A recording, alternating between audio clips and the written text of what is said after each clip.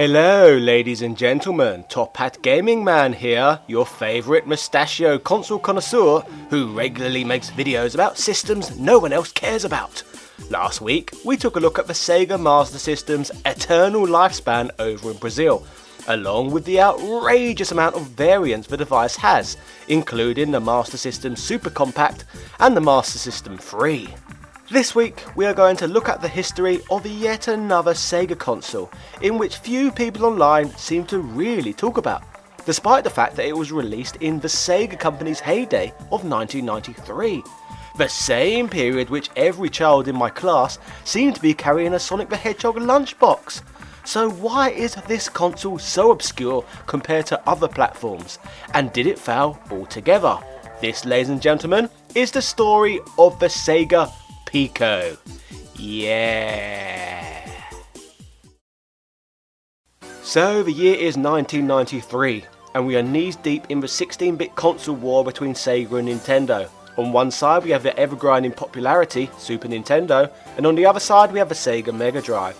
In this period, Sega were doing everything possible to win, including regularly releasing a menagerie of high quality games, applying some of the slickest marketing techniques in the industry, and even continuing to roll out the highly advanced Sega Mega CD add-on that went on to make its European debut that year. During this time frame, the Sega Game Gear was still heavily supported in its fight against the Game Boy, and in Europe and Brazil, the 8-bit Sega Master System was still seeing games regularly released on the platform too. So, as you can see, Sega were battling it out on a variety of different gaming fronts simultaneously. However, one gaming market that often gets overlooked in these sort of Sega historical retrospectives is their quest to try and get a foothold within the edutainment market. And this is exactly where the Sega Pico comes in. The Sega Pico, also known as the Kids Computer Pico, was a game console created specifically for educational purposes. The system would first debut in Japan in June of 1993, followed by later releases in both Europe and North America in 1994. Before we get on to talking more about this unique device, it is also of note worth mentioning that this platform was manufactured by a subsidiary of the company known as Sega Toys, a division we have failed to touch on this channel in the past. So, let me give you a quick history lesson on this corporate entity. Sega Toys Company Limited were first established in 1991, during the early years of the Sega Mega Drive. The reason for the creation of this brand was due to the fact that Sega had recently absorbed Yonezawa Toys into their portfolio. This was of particular significance, as prior to this, Yonezawa Toys had a reputation as Japan's largest post-war toy manufacturer. Throughout Sega Toys' existence, they have created toys for a number of popular Japanese franchises, and even released toys in the West, such as the Homestar and Idol. So I guess the Pico is only one of many products manufactured by this division.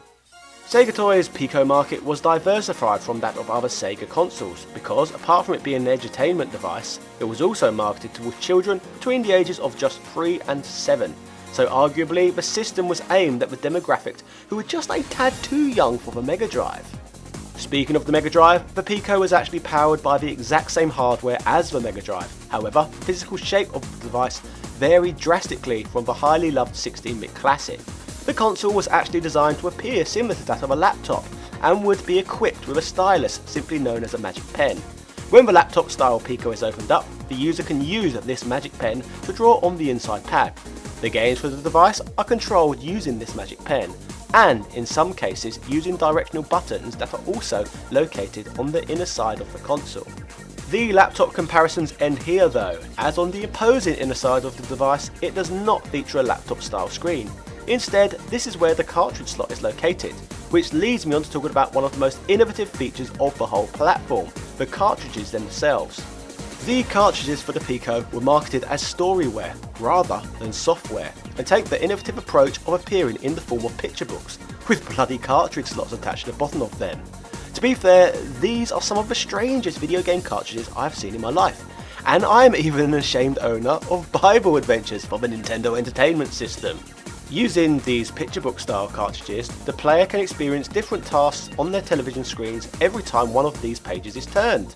The subject that most of these games focus on are often very simple, as you would expect from a device being aimed at such a young audience. These subjects include all the educational favourites such as spelling, reading, counting, music, etc.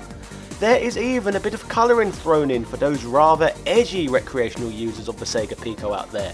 Former Sega hardware research and development head Hideki Sato stated that the Pico cartridges were possible due to the company's past work on the MyCard cartridges developed for the SG-1000, as well as on drawing tablets. The sensor technology used in the pad came from that developed for the 1987 arcade game World Derby, while its CPU and graphics chip came from the Mega Drive. I love it when a plan comes together. Astonishingly, despite the system's relative obscurity, the Sega Pico received reportedly over 300 releases on the platform. To put that into perspective, that is a similar number of games to that of the Sega Master System, so the platform was very well supported. Obviously, it would be impossible to discuss all of these games in this video, but I thought it would be fun to just take a Pico at a couple of the really Sega-y titles for the machine. A 90s Sega console would not be complete without a Sonic title, and the Pico presents to us Sonic the Hedgehog's Game World. The first thing I note from looking at this title is that it looks and sounds distinctly very non-16-bit, and instead looks and sounds like a game you would find located late in the Sega Master System's life instead, which comes as somewhat of a surprise considering that sources tell me that the platform is based on the Mega Drive's architecture. Anyway, Sonic's Game World is certainly not what I would classify as an edutainment title, and instead seems to be a collection of basic minigames featuring Sonic characters and basic enemies. This includes a game where you roll a ball through holes in order to score points, a very basic car racing game, a tree climbing game, Whack-a-Bloody-Mole, a toy crane simulator, a memory game, many more. Although basic and bare bones, the game does offer more than what I was expecting from an odd edutainment device, I would suppose. Next up we have Tails and the Music Maker, which seems to be yet another collection of mini-games, however this time all music based. There is a game where you jump around lily pads in the rhythm to the music, there is a surprisingly decent looking platform rhythm section, a pinball themed stage, a breakout themed stage, and once again much more. Once again much more than I was initially expecting from this system. Now let us look at Echo the Dolphin game for the Pico, known as Echo Jr. and the Great Ocean Treasure Hunt. Once again, this is yet another collection of minigames, which I guess goes along with the page-turning theme of the platform. This title offers a variety of games that are a lot more educational at their core. There is a counting game where you use Echo Sonar, a jigsaw puzzle style stage, a colour and shape recognition game, addition and subtraction, balancing objects, and once again more. Every game I look at on the Pico provides far more than what I would expect from an edutainment device, especially when you consider how sullied the term edutainment is when it comes to the world of consoles. Out of all the games that appear on the Pico, the one that shocked me the most was Pocket Monster Tsuji wo Tsumeka Mayo, can't pronounce that at all, which is basically a Pokemon game.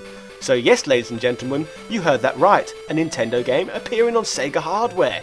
I bet most of you bloody never knew that happened. But I'm going to stop talking about this one right there, as in my opinion this subject is interesting and unique enough to be worth investigating further and discussing in a standalone video, so stay tuned for that one very soon. So that was a snippet of the Sega Pico's library. Not an awful bunch of games to be fair, when you look at a lot of the type that was aimed at 3 to 7 year olds over the years. Anyway, as mentioned earlier, the Sega Pico debuted in Japan in 1993, priced at 13,440 yen. The following year the console would debut stateside, after an appearance at the American International Toy Fair, where Sega would show off the console's drawing display abilities. Launched in November of 1994, the Pico would be priced in the country at $160, and would be marketed using the slogan, "The computer that thinks it's a toy."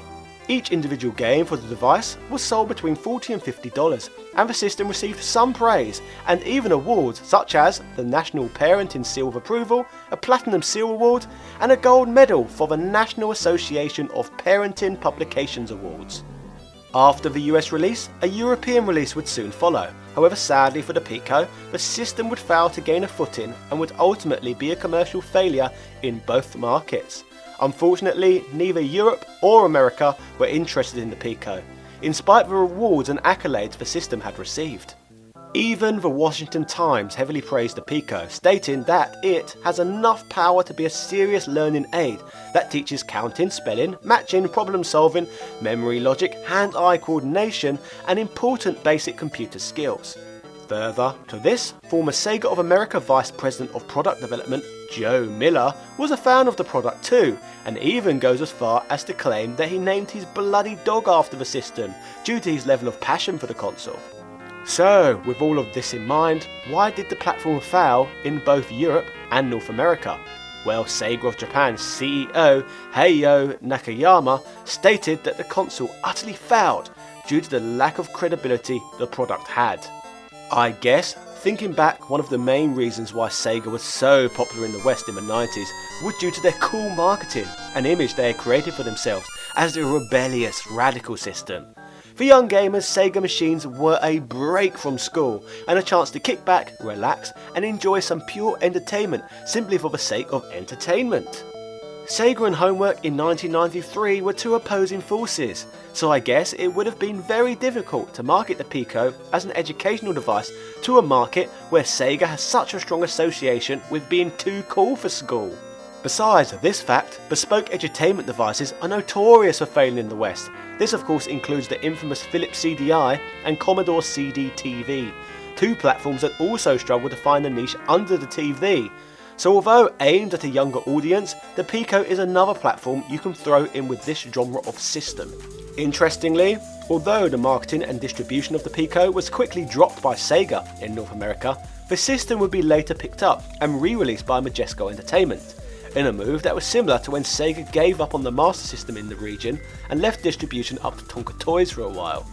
The story of the Pico in North America and Europe ends here, and it is without a shadow of a doubt that the system was a massive failure in both regions. Moving on from this, in its homeland of Japan, the Pico did in fact manage to find a niche. In total, the Pico sold 3.4 million units, and the majority of those were in Japan. To top this small success off, this would reportedly lead to the sale of over 11 million Pico game cartridges, earning the Sega Pico the privilege of perhaps being the most successful edutainment console ever.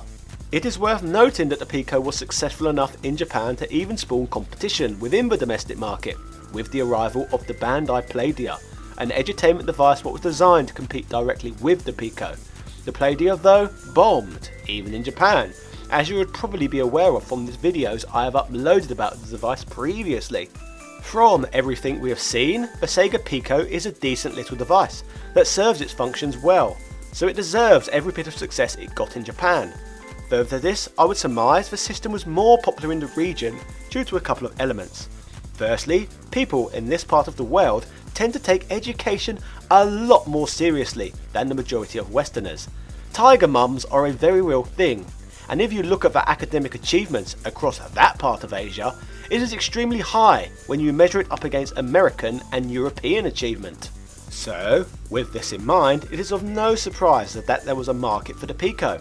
Japan simply love a bit of education. To cap this all off, in contrast to the West, the Sega Mega Drive was actually selling pretty terribly in Japan, so therefore the company would have had far less of a problem convincing the average customer that there was more to their systems than simple fast, flashy fun. Sega's lack of market presence in Japan would actually serve them well when it came to marketing the Pico. The success of the Pico in Japan would eventually lead to the Pico being marketed and sold in China, another country with a much higher than average respect for education and learning. The final thing to mention in the Pico story would be, I guess, to mention that the platform spawned a sequel, known as the Advanced Pico Bina, released in 2005. This was the last Sega home console with its own unique library of games, seeing a release years after even that of the Dreamcast. But Bina is a different system, which as a result we will leave to discuss for another time. So that, ladies and gentlemen, was the story of a Sega Pico, a system that failed in Europe and North America but found success in Japan. Let me know in the comment section what you think of the Pico and whether or not it is a system you would like to try out and play for yourself. If you like this video, please do not forget to like, comment and subscribe for regular in-depth videos on gaming history direct to your multimedia devices every single week. I cherish every view I receive. Finally, my channel Top Hat Gaming Man is funded by the fantastic support I receive from the amazing Patreon benefactors, who continuously go above and beyond to preserve this channel's life. So shoutouts to Carl Johnson, Shizuka Kobayashi, JD Robbins, Greg Hooper, Seabass the Great, Synth Spaces, Andrew Bazansky, Edward O'Reilly, Quang DX, Smudge B, Michael Baker, Hans Christian, Computer Man, and all of my other patrons. Thank you for changing my life.